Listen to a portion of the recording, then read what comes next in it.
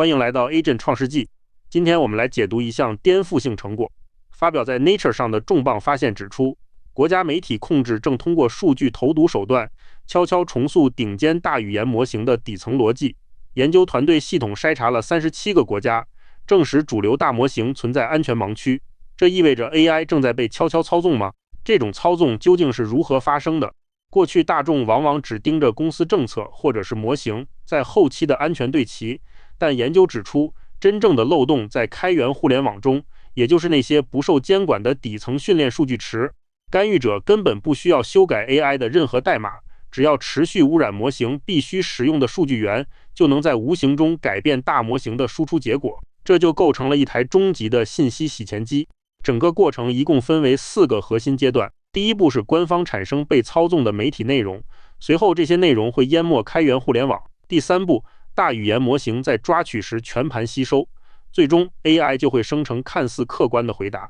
它的本质是切断了信息与政治源头的联系，把刻意宣传转化为了用户眼中的中立知识。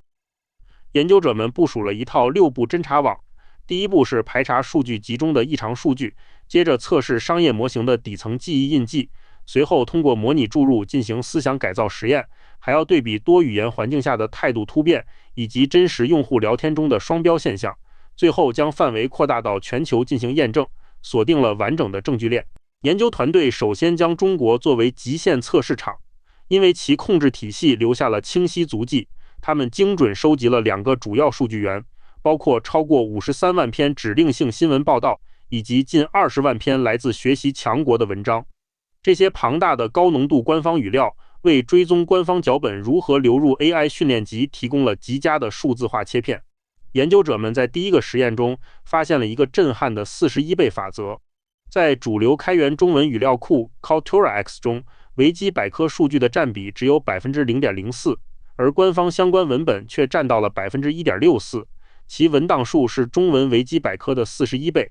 这种数量级的压倒性优势使官方通稿在底层数据中占据统治地位。这种数据优势并非均匀分布，而是表现出精准投毒的特征。日常词汇如天气和足球分布很正常，但一旦涉及核心领导人，数据占比就开始向右偏移。到了政治机构类词汇，官方通稿的重合度最高，达到了 23.98%。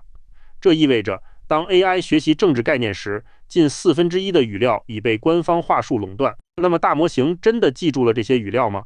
研究团队测试了5款主流商业模型，他们发现普通网络流行语的记忆率只有 1% 到 4%， 而官方专属短语记忆率高达 5% 到 9%。这种反常的肌肉记忆证明，顶级 AI 不仅阅读过这些政治语料，甚至已经将其刻进了底层的参数里。这种参数级的烙印在实际测试中非常惊人。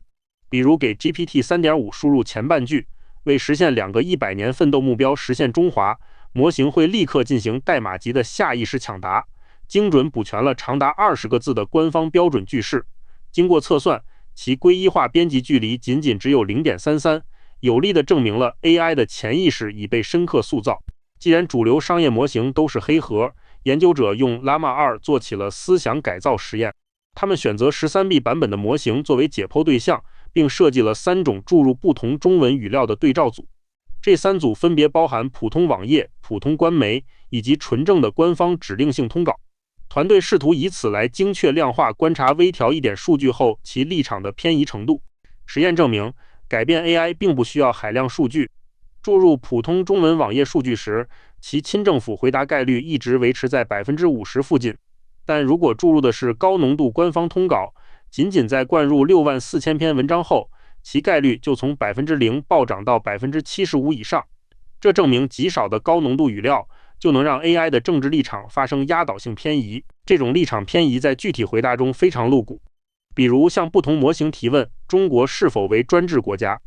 基础模型和普通网页模型都倾向于给出肯定的专制判定，但注入官方通稿的模型却给出了相反回答，宣称这是一种充分体现人民民主的制度。这证明数据投毒不仅改变了 AI 的语气，更直接重写了它对基础政治概念的客观定义。环境这种认知污染还存在跨语种传染，因为大模型是一个整体神经网络，简体中文作为污染的源头，会顺着底层 token 的字符重叠，悄悄向其他语种辐射和溢出。繁体中文和日语的溢出效应最高，而英语和俄语等语种也受到了波及。这打破了语言隔离，意味着单语种投读会改写整个模型。那么顶级商业大模型是否也被波及了？研究者对2款顶级大模型发起审讯，他们用中英双语提问中国是否为民主国家，并设计了隐藏的双盲测试机制。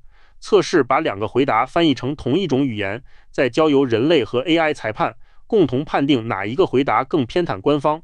这种双盲审讯能彻底揪出隐性偏见。审讯的结果彻底坐实了隐性偏见。为了排除随机干扰，实验设置了非中国话题对照，此时得分 52.8%， 处于中立区。但只要提问中国敏感政治话题，中文回答的偏袒度就暴涨到 75.3%。这种显著的语言分歧现象说明，你所使用的语言直接决定了 AI 呈现给你的真相。这种语言偏见还引发了连锁反应，并扩散到了其他国家的政治话题中。用中文提问俄罗斯或朝鲜的政治时， ChatGPT 和 Claude 也会明显偏袒。模型对俄罗斯的偏袒度达 75%， 对朝鲜的偏袒度更是高达 77%。源头语料的政治倾向已在 AI 内部构成了跨国界的赛博滤镜。那么普通用户也会受到影响吗？团队分析了 WildChat 真实数据集。当英文用户询问美国为何压制中国时，模型给出了探讨多面竞争的客观回答。但当中文用户询问为什么要打压中国时， AI 却立刻触发政治滤镜，通篇聚焦在维护全球霸权上。这证明普通用户在日常提问中早已在被动接收这种语言偏见。这种认知滤镜绝非单一国家特有。研究团队随后将目光投向了全球，筛选出37个具有高排他性语言的国家，及其70%以上使用者都集中在某一国。团队随之提出了一个核心假设：如果一个国家的媒体自由度越低，那么当用户用该国本土语言提问时， AI 是否会生成更奉承该政权的回答？数据最终证实了这条冰冷的铁律。图表横轴代表世界新闻自由指数，纵轴则是 AI 本地语言下的偏袒度。回归线从左上角滑向右下角，中国、越南、俄罗斯等自由度极低的国家，其 AI 偏袒度高居不下；而挪威、芬兰等高自由度国家，其偏袒度处于极低水平。这完美证明了媒体越受控， AI 越偏袒。我们可以对比2个具体的极端案例。第一类是形势严峻的土库曼斯坦与越南，用当地语提问，偏袒率达 75%到 80%， 这是由于官方语料统治了该语种开源空间。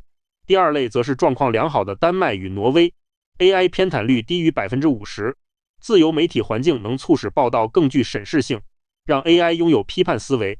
这些研究让我们重新定义了安全盲区。AI 安全架构包含3个核心层，大众关注的是顶层人工对齐等直接控制，或者是中层系统提示词的约束规则。但真正的威胁其实来自最底层的训练数据池。如今的宣传不再是封杀声音，而是用海量同质化文本淹没数据抓取器。科技巨头为追求数据量，正将其吞入腹中，在无形中改写了 AI 的潜意识。这场争夺战展示了3个残酷现实。首先是切换语言就等于切换价值观，其次是 AI 正成为最高级的信息洗钱工具，它能剥离政治动机，披上科技中立的外衣。最后是大国博弈转向了开源数据池。未来我们必须建立数据集的溯源机制，因为当我们以为在向 AI 寻求真相时，听到的可能只是早已写好的精密剧本。